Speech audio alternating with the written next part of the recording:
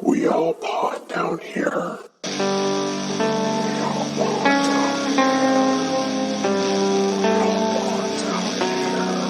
While some monsters are born, others are created, but the worst monsters are those who believe themselves to be heroes. E.H. Knight, The Four Before Me. Welcome to We All Pod Down Here. I am Dan. And I'm Brittany. And this week we are going to be doing our top 5 horror franchises. So the opening quote actually has nothing to do with any of our upcoming discussion, but I just found it to be very poignant given everything that's going on in the world, and it's a book I haven't read, but it looks good, so just thought that would be kind of a good one to throw in there. Yeah, it's a great quote and good about, a lot of the creators, and a lot of horror revolves around monsters of a lot of different forms and varieties. Yeah. So to start us out, there's a couple things I thought we should bring up about like the way we determine franchises. Sure. So first, it did have to have at least 3 movies. Yeah, at least 3 movies or 3 pieces of like individual entries. Like if something had 2 movies and like a mini series, I think that kind of counts. Yeah, so basically we talked about, for example, we both love It, but we both decided that It Part 1 and 2, you could maybe try to argue as 2 separate movies, but because of the miniseries, it kind of really feels more like one part, so we felt like that was more counting like 2. Like there's the miniseries, and then there's the 2 movies, but the 2 movies really were more like just the same. They just broke it up into 2 films. Yeah. So we decided... Different presentation. Yeah, so as much as we both love it was not included in this. So the other thing we considered, and this didn't end up, I think, making at least none of my top 5, because also I should note, Dan and I don't know what our top 5s are for each other. We made sure to not reveal it, just, so we might be able to reveal a little bit of surprise to each other. Yeah. Watch them be the exact same list. I don't think they will I doubt it. No, I don't think it will be either. So one of the things we considered, which again, I don't think is going to be on either of our lists, but would the newer Mummy films be considered part of Universal Monsters? Because they were made by Universal, but the premise is very different. But if you take that, then you also have to take the new Invisible Man and completely throw it out for all the Invisible Man movies. And I really liked the new Invisible Man. It's tough. And I actually really liked The Mummy, like the Brendan Fraser The Mummy. I absolutely love it. They're fantastic. They're a great time. It's kind of like... Scared the shit out of me as a kid, though, because all I did was see the commercial of like when he's like in the mummy farm when he first wakes up and he's like, "Rawr," and you see like the face. Yeah. Scared the fuck out of me. I would not watch it for the longest time. Now as an adult, I'm like, the fuck, this wasn't scary. Right. Like, these are fun action adventure movies. Speaking of fun action adventure, this is where it really came down to, do we consider Jurassic Park horror? And I feel like we could do a whole episode of making arguments for and against. I say it really isn't. I mean, like, there's elements, but a lot of things have elements. When I think Jurassic Park, I think more suspenseful, thriller, action, adventure kind of thing. Not as much a horror movie. Yeah, and that's where it really comes down to, what do you consider horror? Which again, we could really dive deep into that, but it's ambiguous, right? Because it's everywhere. If it scares you, is it not horror? Right. Oh, I mean, I guess Fox News counts as horror because that scares the shit out of me. Tucker Carlson's a traitor. But moving on, so we decided not to include Jurassic Park. Had we included it, it would have been my number 1, no questions asked, honestly. I know you probably have to think about it, but for me, I love Jurassic Park. It would not be number 1 when I'm considering horror franchises. Again, it's really difficult, and really, when it comes down to brass tacks, it's down to the eye of the beholder. It's what you feel and what you like. Now, I think I can speak for both of us in that I think we considered a lot of things in comprising this and ultimately determining what of our individual top 5s are. A lot of it goes into personal preference. This is an opinion-based list. It's also, artistic merit too, and it's kind of just the whole of everything that involves. Also, impact on the filmmaking industry, on horror in general, sometimes even on society. I think we both factored a lot of those things in, but ultimately it had to be something we liked a lot too. This is like a favorites list as well. Yeah, and I kind of ended up focusing more on the favorites because honestly, I kind of ran out of time with deciding because Dan had time. I sent Dan a list of basically what I found to consider what we considered horror franchises. And then once I sent that list, I decided to make a giant ass list of every movie that was connected to those. And even having situations where I was like, okay, well, Freddy versus Jason or Alien versus Predator, we have to count that in both categories because technically it's crossovers. Same thing with Ju-on and the Ring. There was Sadako versus Kayako, which was essentially the Ring versus Ju-on. So that would be, again, a crossover thing, which I have not seen that, but it looks really badass and I want to see it. Like, just the cover of it looks amazing. Like, have you ever seen the actual, like, cover image of it? I'm going to show it to you right now. Oh, that's cool. Isn't that neat? It looks like a fighting game. Yeah, and then like the fucking like the Mortal fucking Kombat little of creepy horror kid films.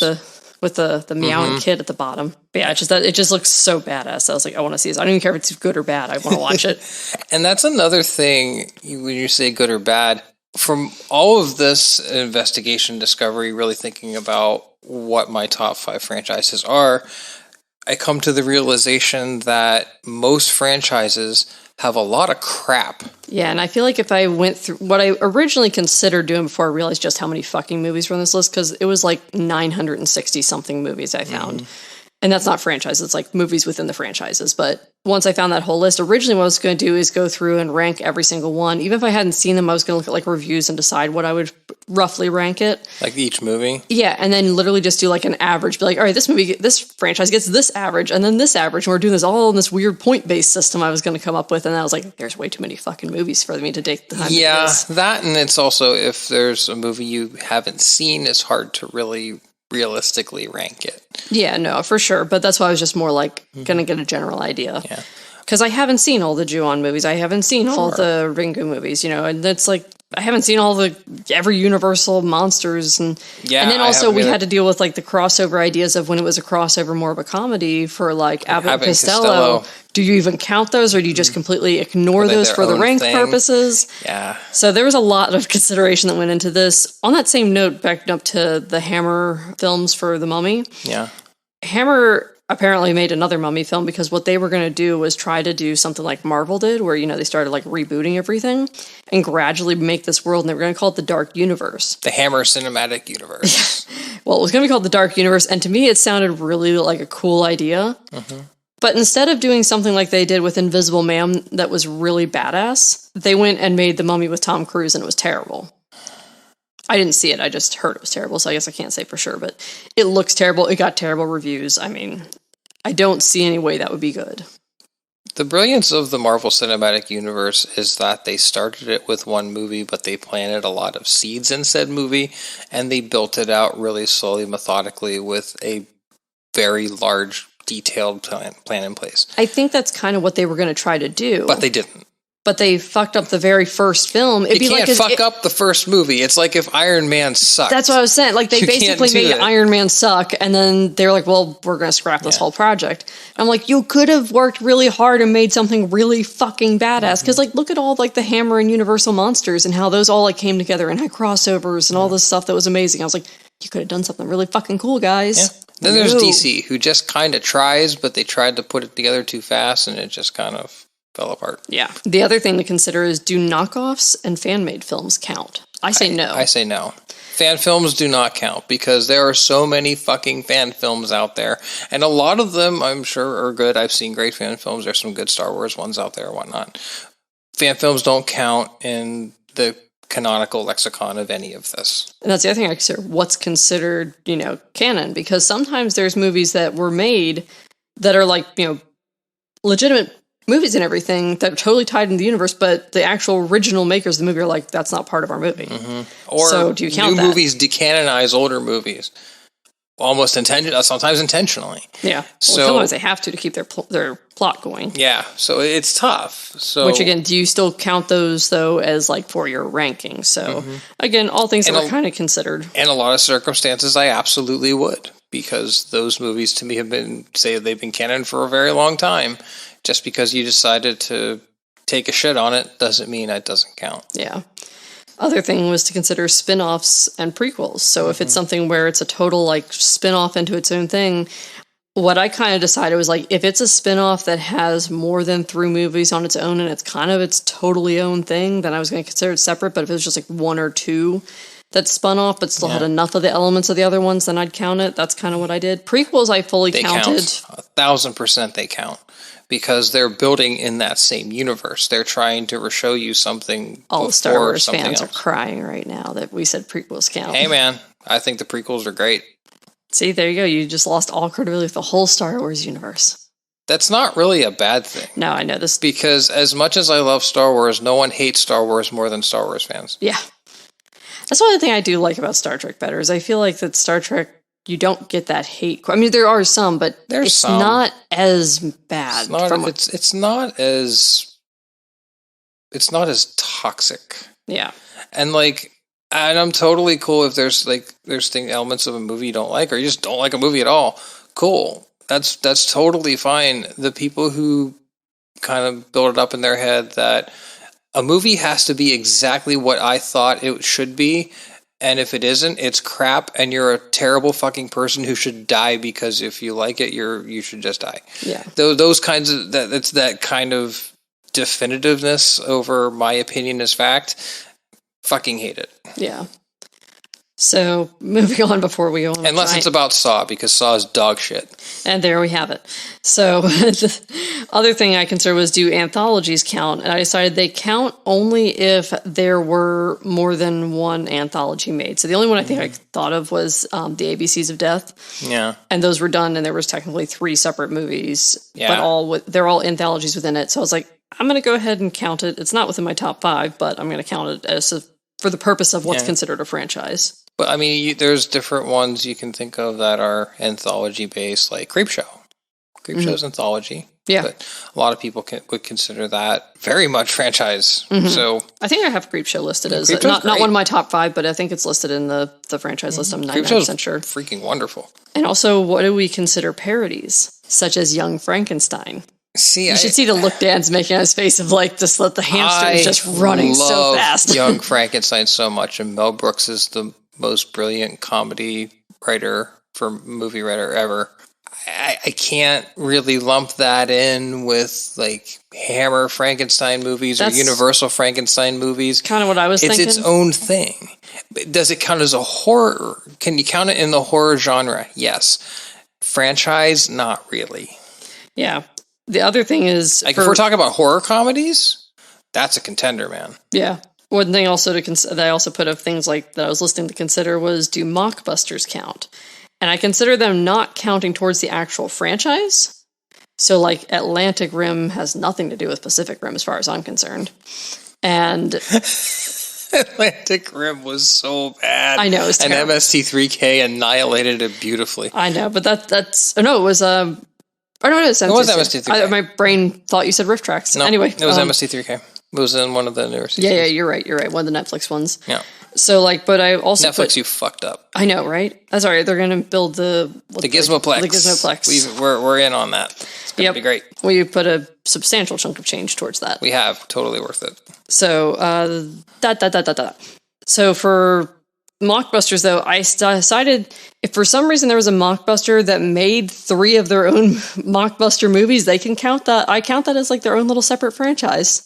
Yeah, I can see that. I mean, it technically is. Yeah. Even if you're doing I just don't consider complete blatant ripoff. I just don't consider it part of the other one. No, of course not, because it's literally a ripoff.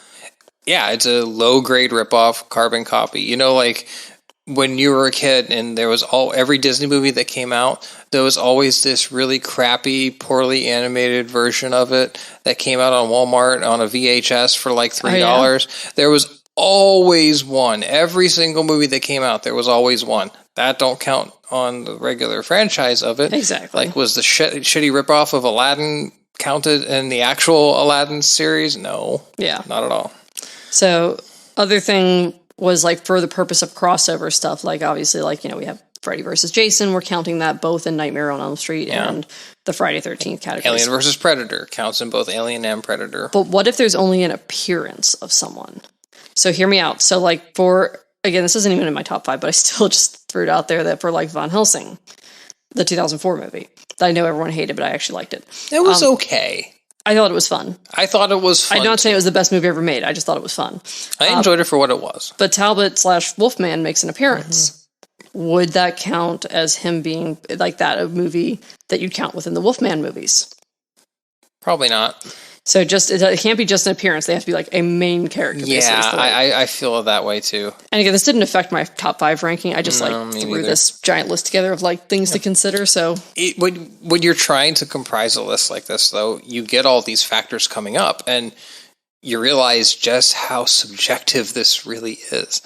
But that's kind of the fun of it, because I don't want everyone to have the same list as me.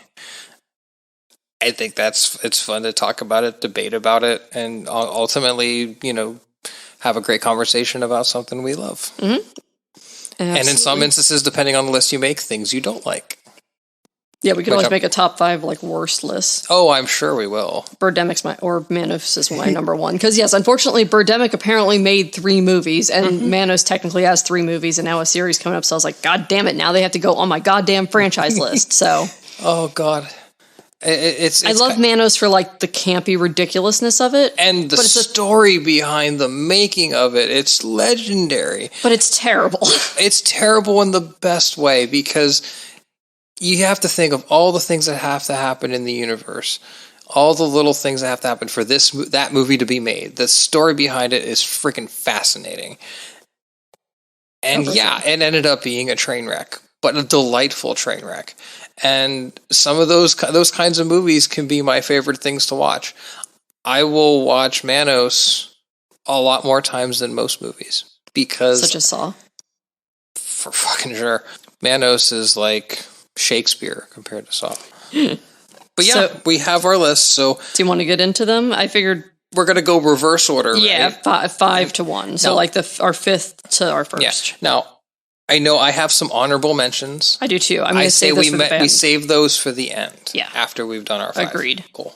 I also may throw in like a couple things I want to just talk about throughout this. Like for the example, I didn't know this, and I think everyone needs to know this, that Sharknado apparently has 2 spin-off movies called Lava Lantula and To Lava To Lantula, which is about basically a lava spitting brace of tarantulas or something. And I was like, I don't know if I want to watch that, or if I'm like, do I really want to watch this, or do I really, really want to watch this? Because it's really going to be terrible. Only if Riff Tracks does them.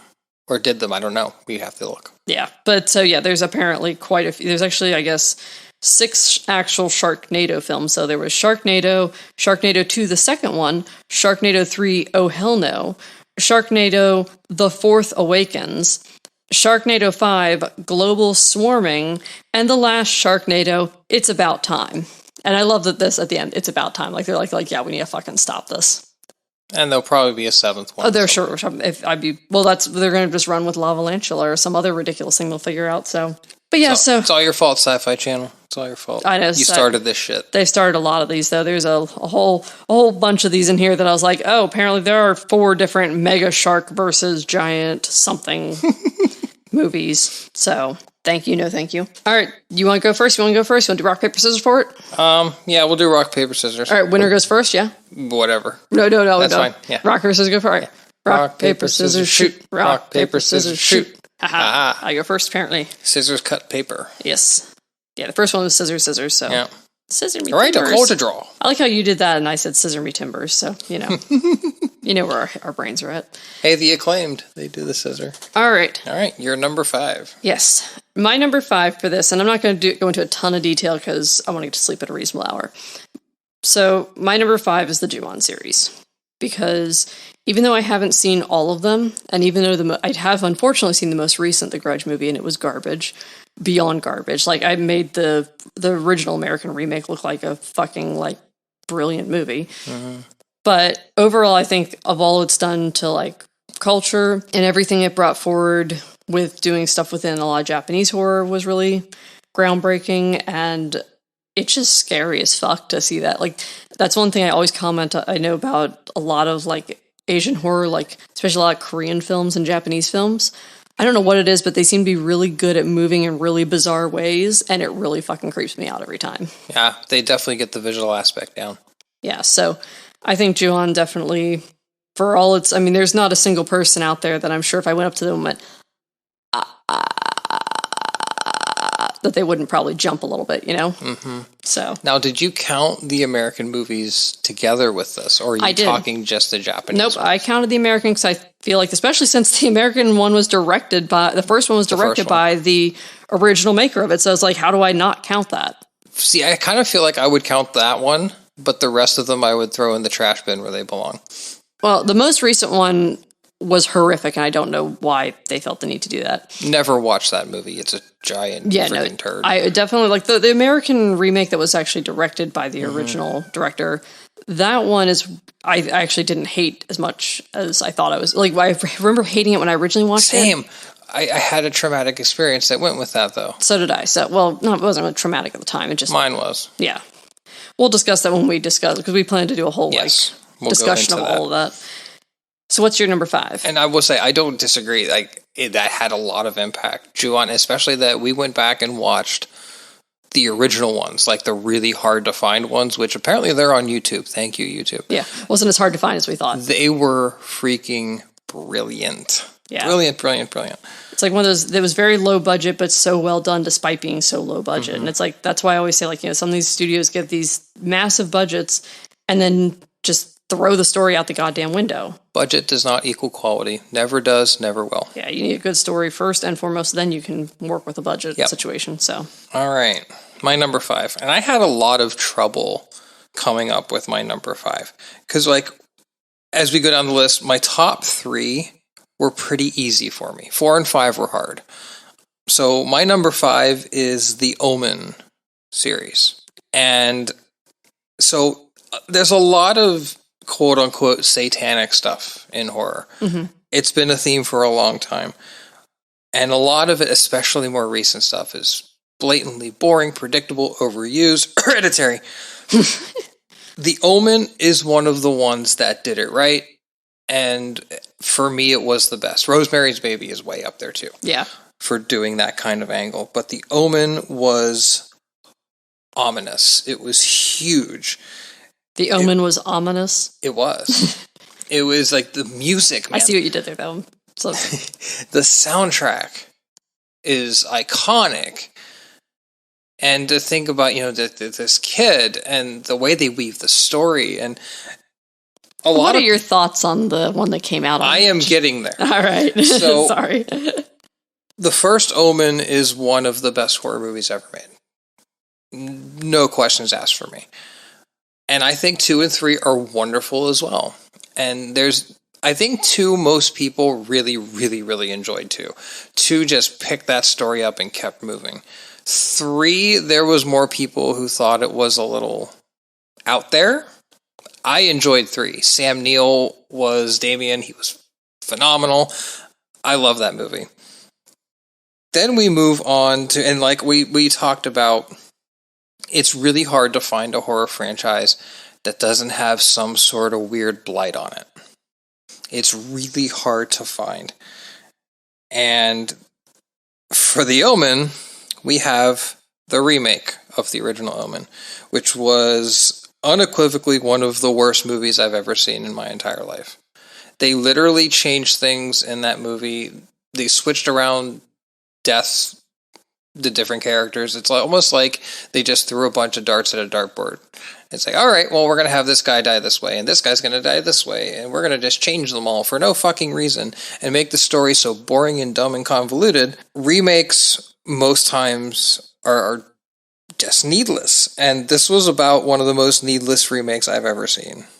And that's really saying something, because there's a lot of awful remakes, and this is one of the worst. But the originals are so strong, The Omen makes it for me. That series is wonderful. I've revisited it many times. It stands the test of time. It's been around for a long time. It's just as good now as it was when it came out. And despite the blight of the remake, and thank goodness the remake was so bad that they didn't dare do another one. Yeah, it was fun to go see it on June 6th of 2006, to say you saw The Omen in theaters on 666. Jim and one of my best friends, Jim and I went opening night to see it, because we're like, we both are just huge fans of The Omen. So like, we go and, okay, let's give this a chance. We were so mad that we almost walked out. It's like Caitlin and I went and saw Into Darkness. Exactly. But you're kind of there. You feel like you got to stick it out. Because I can't really say anything about it if Unless I don't you've seen stick the it whole out. thing, yeah. But man, we went to Denny's afterwards, and we were there till 2 a.m. bitching. But like I said, despite the low quality of that remake, this is a series that stands the test of time. And for me, it's my number 5. And there's a couple different ones that I'll mention in my honorable mentions that almost unseated this. Yeah, that's what I had a lot of trouble with. I had a lot of trouble with the whole damn list, to be honest, but I guess I'll go with my number 4. Yeah. My number 4 is Candyman. Great choice. Absolutely love Candyman. I love everything about it. I love Clive Barker's story. The Forbidden is great. Everything about that. I love that there's such a massive, like, cultural message from the very first one through the most recent one. And fuck the haters. I fucking love the newest one. So Jordan Peele did a great job, and everyone who made that did a great job. I thought it was a very he was great just the producer, continuation. Right? Yeah, he was. I think, a co-writer, possibly. Mm-hmm. It was a great continuation of that franchise. Unlike a lot of people think, it was not a remake; it was a true sequel. Yeah, next, that's what some people are like. This is a terrible remake. I'm like, well, it's because it's not a remake. Mm-hmm. You know, so if you were expecting a remake and didn't get a remake, well, I hate it's not to a break it to you. remake. Let's see. Yeah. And so Jordan Peele did part of the screenplay along with Nia DaCosta, who was the actual director, and she did a great job. He did a great job. Everyone involved did a great job. I loved seeing Tony Todd's little cameo. Oh, it was so perfectly done. So I decided with all of the people that were bitching about Candyman being like, they're talking about too much like cultural stuff. Why is everything gotta be so fucking woke? You know what? Did you not watch the original? I had people arguing with me online saying it was nothing about race, and I was like, are you kidding me?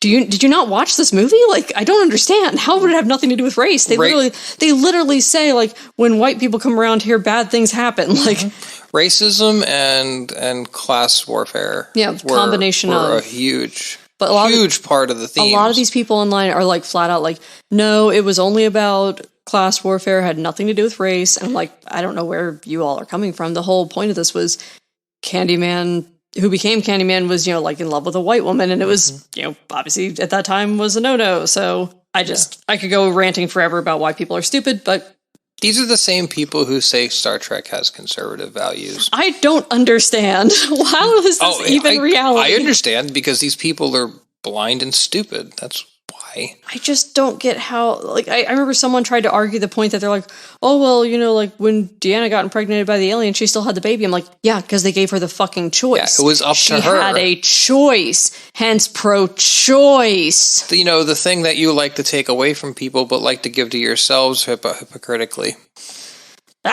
Anyway, so I'm not going to get too into it, but yeah, love Candyman, always will love Candyman, one of my favorite movies ever, so I've decided that will definitely be my number 4. I'm with you on that. That's a wonderful pick.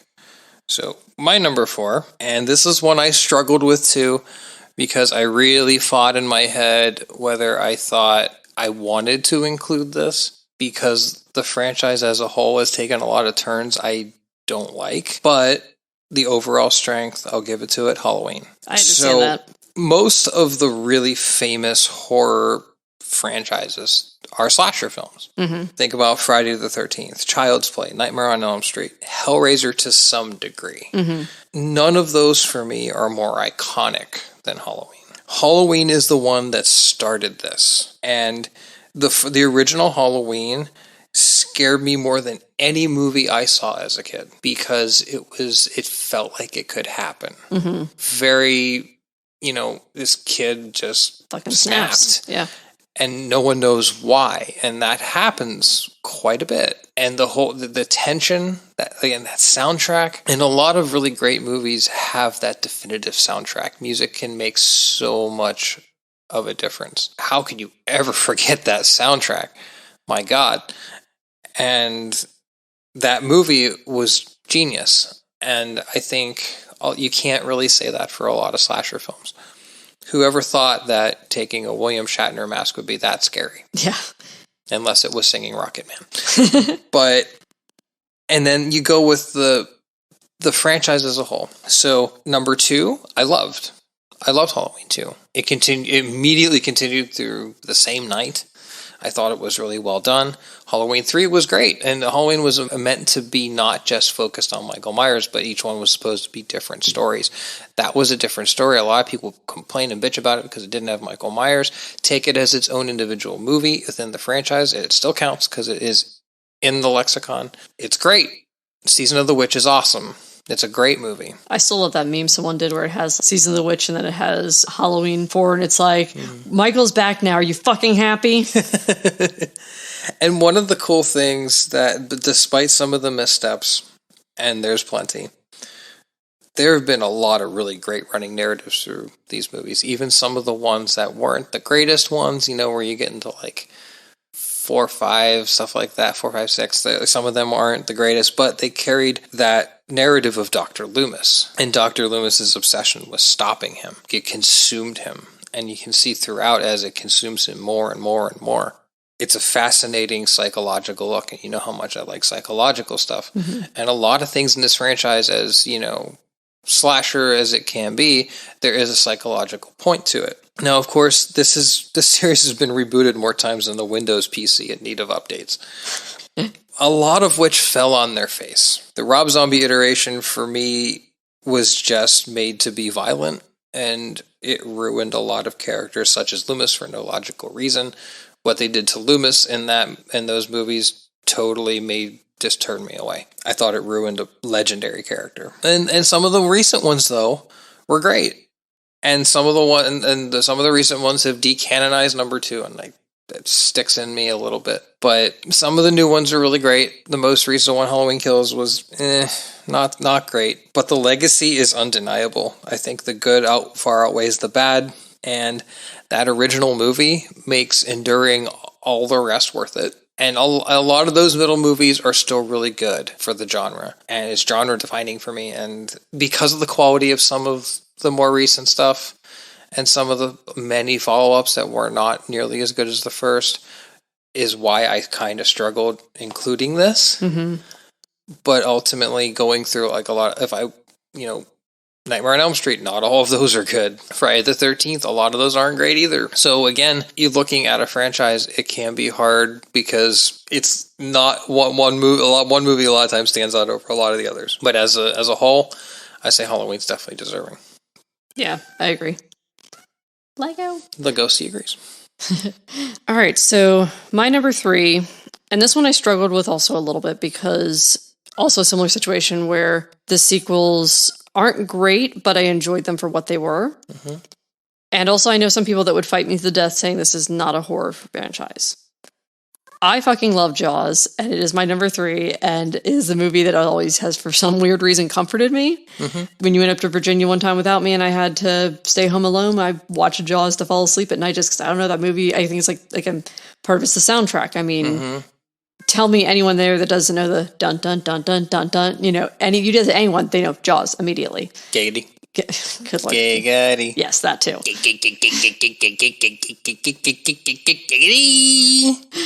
But even though the following 3 movies were not perfect in any way, shape, or form, they're still fun.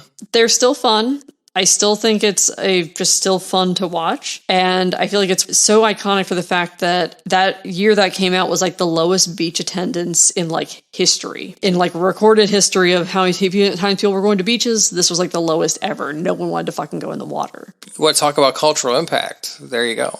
Exactly. So for me, I've decided that if people were scared enough to not go in the water, then that counts as horror. I agree. The fact that an entire generation of people didn't want to go in the goddamn ocean says that counts as horror to me. Oh yeah, my mom will say that because it came out around that time when she was younger, and wasn't she in Hawaii or something? Yeah, when she was scared shitless to go in the water. And there definitely are great whites in Hawaii. So a lot of people were very scared, and like you said, beach attendance was low, and I'd say, like you said, the quality of some of the sequels was not equal to the first, but I will stand by some of those. They're really fun movies. Yeah, they're fun. Jaws 2, it's a different movie. It's a different shark. I forgot about that, and it really got me. Father Ted's so wonderful. But yeah, I don't have much else to say about it. You really did it better, typing everything out than I did. I was just kind of here's 5 franchises I've decided after making this giant-ass list that I loved. So Jaws will be my number 3. That's a great pick. So you said that Jaws was one of those ones that people debate whether it's a horror franchise or not. my number 3 falls in a similar vein. It better not be Jurassic Park, because we agree Jurassic Park wasn't on this list. It is not. Okay. But this is a movie that even I have debated whether this counts as horror or not. And ultimately land on that it does. The Alien series. Absolutely counts as horror. I will fight anyone to the death on that. Yeah, I think especially the original Alien came out in a time when sci-fi and space-related stuff was very sleek, very glossy, very clean. Star Wars came out, kind of changed the game. Then Alien. And like, Alien showed space as dirty and grimy and gritty and rough. And scary. Yeah, very scary. It brought this grounded sense of dread and reality to it. That's like, if we really went to this point, it could look like this and it feels like this. It felt real. Yeah. And even looking back on it, it's still, and I'm going to just... It holds up so well. Let me just throw out, Alien's my number 2, so I'm just going to discuss this with you at the same time, because Alien was my number 2. Because the first Alien's also one of my all-time favorite horror films, and I feel like you can easily argue the second one is more action thriller than horror, but you still have a goddamn fucking alien queen coming after you. That's scary. That's when they revealed the queen. In the second movie, you didn't have the big alien queen in the first one. It was just a xenomorph. It was just a single fucking xenomorph. And you didn't know where this thing came from. And at that point, they still didn't really know where all of this. And I'll say, I don't love, like, all the way when we get to, like, Prometheus and, like, even, like, Alien versus Predator. Some of those are, like, they're okay. I will stand by Prometheus. I thought Prometheus was very smart and a brilliant film. It was good, but Loved I will say that the third Alien I do not like. The third Alien is one of the most divisive movies in sci-fi/horror history. Because I think it was just... and spoiler alert, but I'm sorry if you haven't seen the Alien movies at this point. It kind of fucked up the ending of 2. That's the thing. It's like oh, so Ripley survives, but everything she worked for, the kid's dead. Like, I was like, go fuck yourself. Like, yeah, what? I thought that was really bad writing. Yeah, I didn't, and even I think Sigourney Weaver has made comments that she didn't like the way what they did with that. So Alien 3 is one I kind of just omit to a large degree, but Alien 1 and 2 are so good that it kind of can override the bad of that. The way I looked at it. Yeah, there's elements of Alien 3 I enjoyed, but like it was there was definitely loaded with problems, especially story problems. Yeah, no, I think the biggest thing for me is like I feel like you could have somehow done a similar thing without destroying the ending of the second one. Exactly. So that's kind of like if you take out that part, it's not terrible, but that part really hurts it. Yeah, it screws it up. But like I said, I stand by Prometheus. I thought Prometheus was a brilliant movie. It's one I've watched multiple times. I enjoyed it more each time. It's also a movie that really makes you think. And I think it's something where you get more impact out of it after seeing it a few more times. We should watch it again. Yeah. I haven't watched it in a while. I think I've only watched it once, actually. And I watched it without me, apparently. Yeah, and I enjoyed Alien Resurrection, too. I thought Resurrection was a good movie. And even like Alien vs. Predator, as campy as they are... No, they're still fun. They were fun. They're fun. But... Even like some of the later Predator movies are fun. But those first 2 Alien movies, man... Some of the greatest movies ever made. And I can watch those 2 movies... Anytime. And still feel that existential dread. Yeah. And of course, I'd be remiss if we didn't mention one of the greatest horror characters of all time, Jonesy. Mm-hmm. Who looks a lot like Minky. Oh, he does. And Minky enjoys Alien too. Oh yeah, he sits and watches it. I'll have to find that photo and post it on our Facebook and like Instagram stuff. But yeah, our cat Minky was just my cat at the time. At that time, yeah. The photo is before I met Dan, but Minky was sitting on like a chair next to me watching Alien with me, and then Hercules later. Like I have 2 photos of him. It's like one where he's like really intently watching Alien, and then one where he's really intently watching Hercules. So the cat has good taste. Yes, he does. Alien's genius. Yeah, it's just genius. So that's your number 2. So real quick, we had a board at work one time where we were all having this really big fight about whether Alien or Aliens was better. And we kept on the board, we wrote Alien and then Aliens. And we had like, the greater than less than symbol we kept putting up there, and people kept erasing it and putting it the other way. And at one point it had it where it was saying basically Aliens was better than Alien. And one of my coworkers comes up and he's like, well, Aliens is more than one Alien, so technically, and I was like, God damn it, no, Alien is the we're not going with mathematical logic here. Yeah, this wasn't meant to be like that. So, but yeah, so Alien is your favorite? Alien is my favorite. Yes, mine too. Yeah, I think Aliens is great. Oh yeah, no, this is not a negative of Aliens. But different tone, different kind of film, and I really enjoyed that difference. But that original, the first Alien, it doesn't matter how many times I watch it, I feel like really stressed and tense when watching it. It's just they build that tension, like especially where it's like you know what's gonna happen, and even like the littlest tiny thing of like when they're telling him to get out of the tunnel, and you just see the dot going do do do, and it's just like so basic, like dot matrix kind of system. And it's just like, you just know this thing's coming, it's coming, it's coming. And like, it's just like all of a sudden, all you see is that little clip of being like, bah! Like, you know, and it scares the shit out of you, but it's like, you see it, do, do, do, and it's just like, you know, it's coming. And it's just perfect way to build tension and just be terrifying. Total genius. All right. So go ahead. That was my number two. Yeah. So what's your number three? All right. Number two, this one was an easy one for me. This one might not be on a lot of people's, but I think it should. The Evil Dead series. I figured that was going to be on your list. Yeah. So I have a guess what your number one is. It's so you're never going to guess what my number one is. I bet. So the Evil Dead series is like a love letter to B movies, and in being a love letter to B movie madness, it became the infamous B movie series, and it's the best B movie series ever for my money. And this is a series that was also the breakout of Bruce Campbell, my favorite actor of all time. We all love Bruce and Campbell. His glorious chin. These flicks are wild. They're fun, and they're all very different. Mm-hmm. You know, they all have different tone, different pace, different. Like, we go from a goddamn cabin in the woods to like just medieval. Like, and number two is just a total splatterfest, but it's just utterly fucking ridiculous. Yeah, but I'm saying then we go into medieval horror comedy. Yeah, with Army of Darkness. This thing, it jumps all over the place, and it culminates with Ash vs. Evil Dead, which is a great series. I haven't seen all of it yet, but we need to. From what I've seen of it, I know I'm awful for not seeing all of it, but Ash vs. Evil Dead is great from everything I've seen. I've seen most of it. Did you ever see the Evil Dead remake? Because I actually haven't. I know a lot of people love it, but... It's okay, but They have another one they're coming out with right now, right? Yeah. What's it, Evil Dead Rises or something like that? Something like that. But if it should have Bruce, and it should be The Chin Strikes Back. But... That would be really good. The Evil Dead series is one of the greatest ever. Ash is my favorite protagonist in all of horror, period. I mean, Bruce Campbell, what horror fan doesn't love Bruce Campbell? And if you don't, I really question your existence. Bruce is great.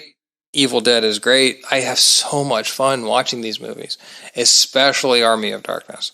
Some people will argue that they don't think that's really a horror movie. And in some ways, it's kind of like the Aliens of the series, where it feels like it changes genres a little bit, but it connects, and it is so fucking fun. Like, how can you not watch Army of Darkness and just be filled with weird joy? Yeah. It's such a great flick, and it's such a great series. Evil Dead's one of the best. Hail to the king, baby. All right, so for my number one, I actually would love for you to guess what you think it is. Just one guess. It's probably going to be different from mine. Oh, I'm sure it is. It's not yours. Yeah, I know you know what mine's going to be. Jeez, it probably isn't it. I'm just going to throw it at Child's Play.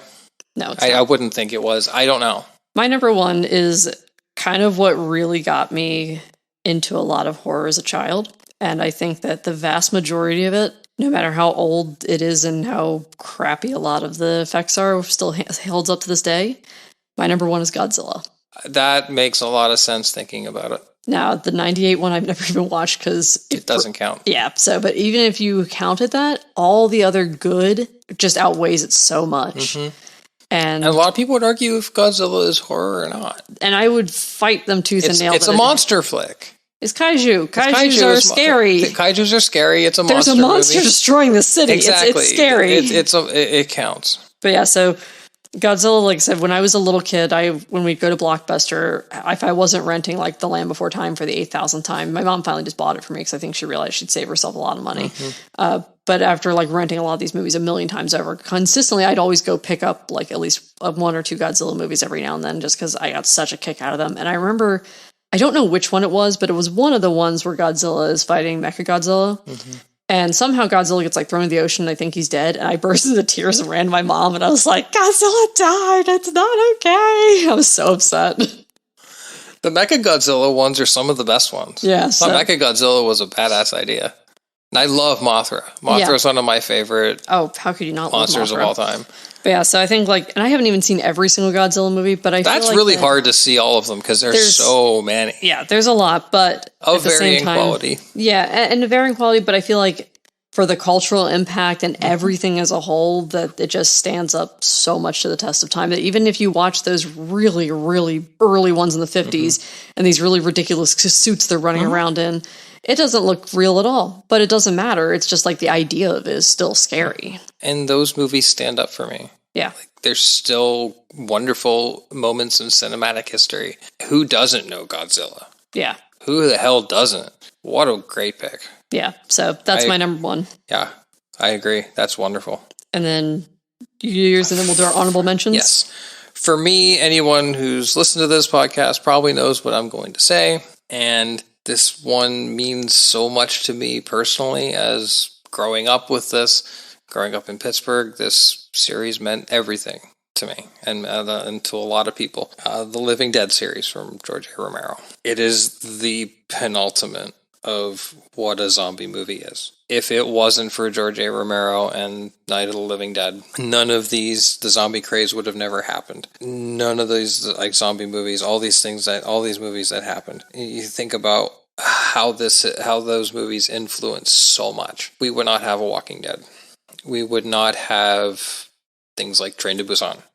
We wouldn't have 28 Days Later. 28 Days Later. We wouldn't have all of these wonderful things. Would never happen if it wasn't for George A. Romero. Yeah. I can't think of a single person who shaped horror more than that man. And, going down the line. Night of the Living Dead, one of the scariest movies I've ever seen.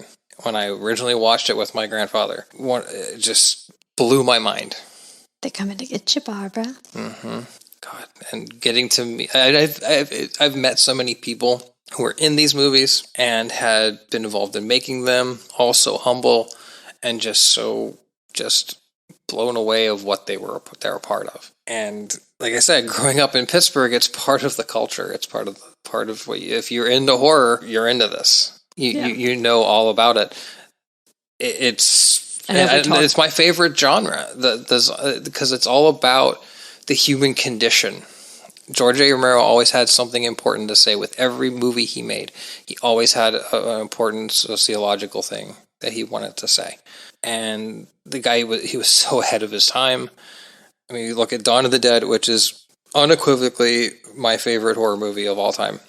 Not just because I grew up in Monroeville, Pennsylvania, but the movie itself is just the penultimate zombie movie. Day of the Dead is also very underrated. You go down with Land of the Dead. Land of the Dead was wonderful. Talked about Jim and I. We went and saw that opening night. Just couldn't stop talking about it. It's like it was the rebirth of the Romero series. It was just so great. And even some of the more unheralded ones like Diary of the Dead, Survival of the Dead, those are great too. I remember seeing Survival of the Dead when it came out, and it was like a really small local premiere. A couple of the people who work on some of the effects were there. It was really cool. All these movies this means so much to the genre. They defined it. And another cool thing I wanted to mention was that the 7th installment that George A. Romero was working on before he sadly passed away, called Twilight of the Dead, is now being spearheaded by his wife, Suzanne Romero, and it was planned to be Romero's goodbye to the genre. That was going to be his sign-off. That was going to be his last movie. Fortunately, he passed away before he could make it. But she's working on getting that made, which she has all his work on it and his script and everything, and she makes sure that she's going to make sure that it stays true to what his vision is. Yeah. And I couldn't be more excited. Without these movies, we don't have so many things that happen. Romero was a visionary, left a legacy second to none. For me personally, there's no franchise that can even touch this. And when I think of all the things that we talked about that makes the things that we put on this list, like cultural significance, what they mean to me personally, quality of the movies, everything, second to none for me. And yeah, if you're not a fan of zombie stuff, you might not like these, but there's no denying the cultural impact. Nobody can deny that a lot of things in horror would have never happened without these, and the quality stands up today. Like I said, it's about survival. It's about the human condition, and that's why I love about these kinds of movies. That's the real horror is what humans do to each other and to society, and how society breaks down.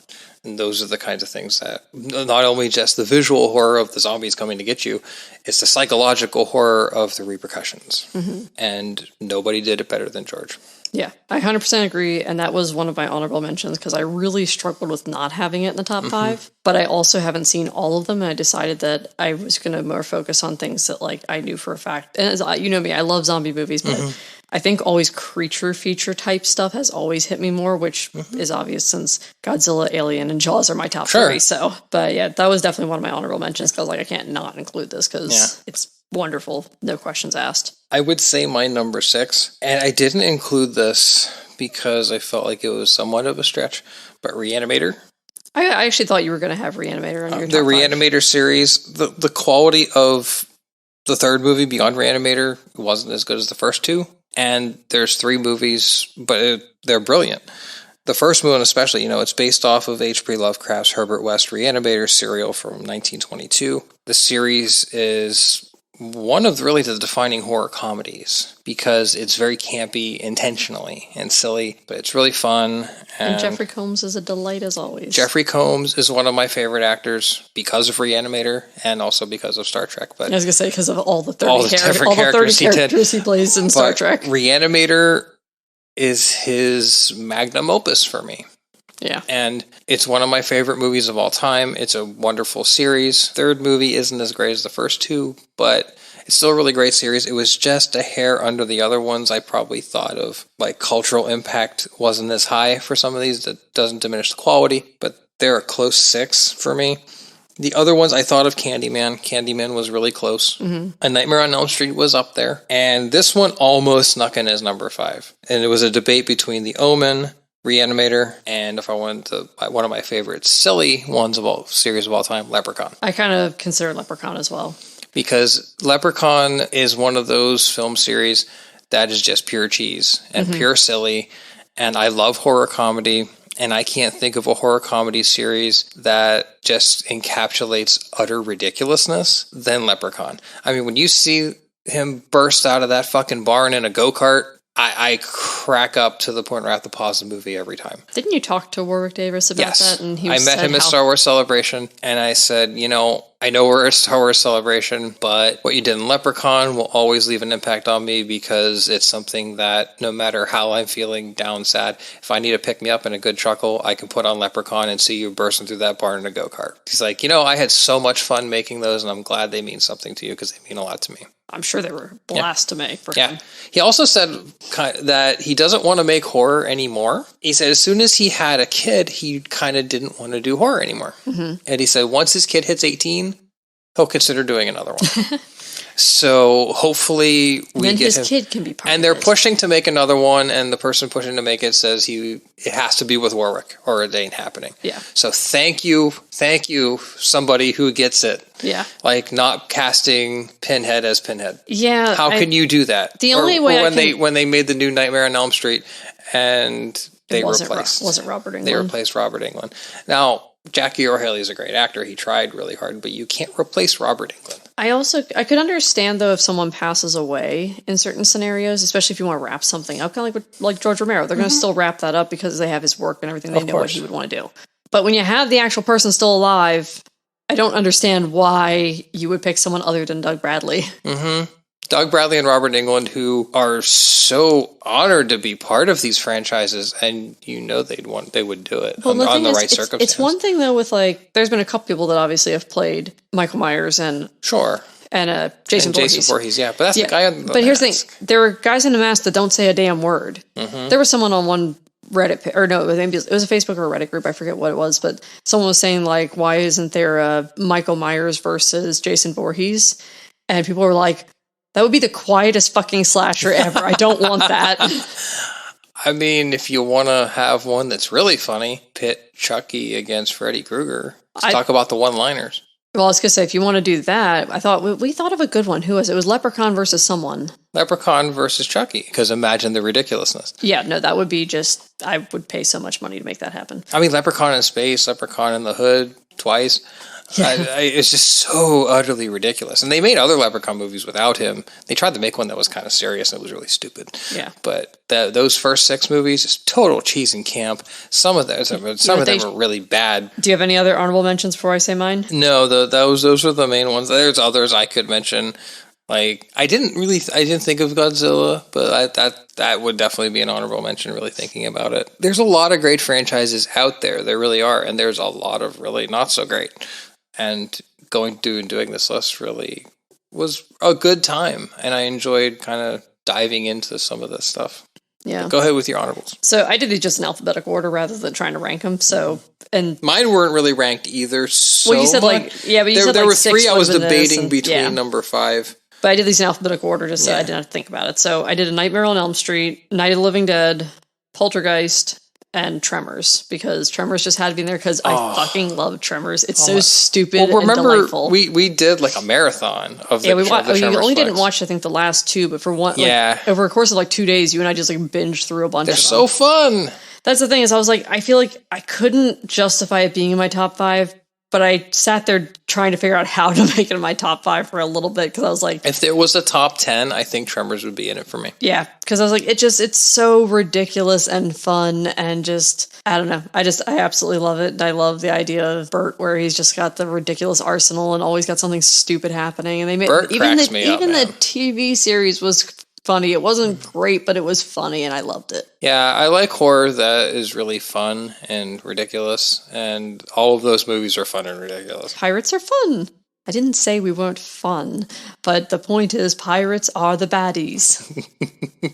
Sorry, so you said fun and made me think of that. I love that skit. I know, some of the best skits, but I think that's about it. That's our top 5 of each of our horror franchises of all time. Yep, obviously, and we'll probably revisit it later when we'll probably watch something and be like, God damn it, now this has to change the list altogether. It's like Halloween even was like one of the, I didn't put on my honorable mentions list, but when I first put through my consideration list, I even had I Spit on Your Grave because that would be very worthy. The thing is that I feel like it's, especially the first one was really shattering to people that they made a movie about this woman getting raped and then ahead of its time too. Yeah, it was up there with Last House on the Left.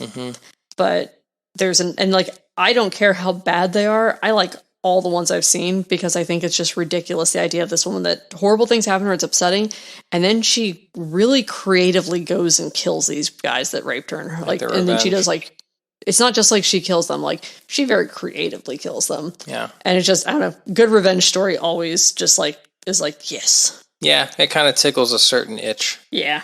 Or scratches a certain itch. Yeah, but with that, I think that's all. So this has been We All Pod Down Here. I'm Brittany. And I'm Dan. Bye. Thank you for listening. Don't forget to rate, review, and subscribe. Our logo was designed by Emmanuel Arroyo. Our website is weallpoddownhere.com. Email us at weallpoddownhere@gmail.com. And you can follow our shenanigans at weallpod on Twitter. And at weallpoddownhere on Instagram and Facebook. And feel free to suggest a movie you want us to review. Or if you just want to suggest something to make me really uncomfortable. Be afraid. Be very afraid.